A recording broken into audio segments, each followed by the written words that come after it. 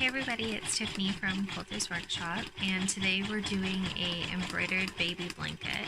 I've already started it. This is actually an order, but I just wanted to share it with you as a video because I think it makes a really good gift idea, and I know that I literally just almost did the same thing recently, so I'll try not to post these videos back to back because that might be kind of boring, too much embroidery, especially for those of you who don't have embroidery machines.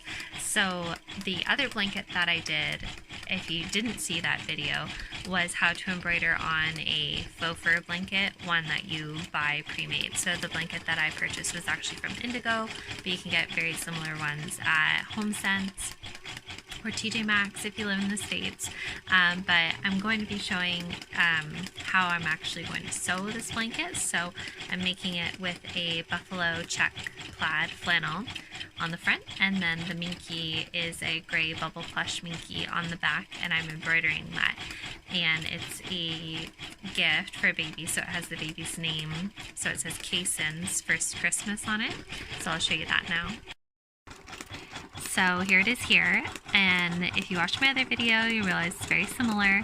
So I'm using the font, I have a Janome Memory Craft 11,000.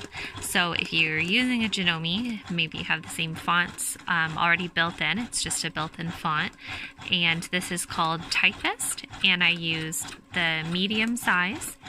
And for the name Kaysen, I enlarged the medium size to 120%, and then I left First Christmas just at the regular 100% size, so it's just its regular size.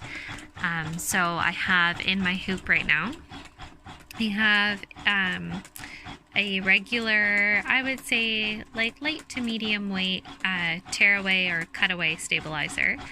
And then I have my minky, obviously with the right side up. And then sitting on top of the hoop, I have a water-soluble stabilizer, again, for the exact same reason that I mentioned in the last video, that just helps prevent your stitching, like the embroidery, from sinking down into the loftiness of fabric. So I recommend using a water-soluble stabilizer on any type of fabric that has a nap. So terry cloth, velour, minky, corduroy, the faux fur Sherpa that I was using the other day, anything like that.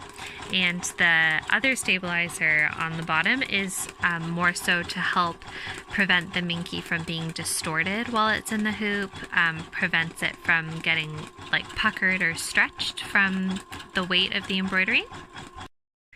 I almost forgot to keep filming this. So I cut my piece of flannel. There's a little bit of dog hair on it. But that I cut about 30 by 32. It's not perfectly square, but you could cut it perfectly square if you'd like. You can cut it any size that you would like. And then my minky, I haven't entirely finished cleaning this up. There's still little bits that I need to cut, but I just got it out of the hoop so I could carry on. But this is what it's looking like. It's very cute, so you can still see some threads and some little bit of stabilizer, but we'll get that out after.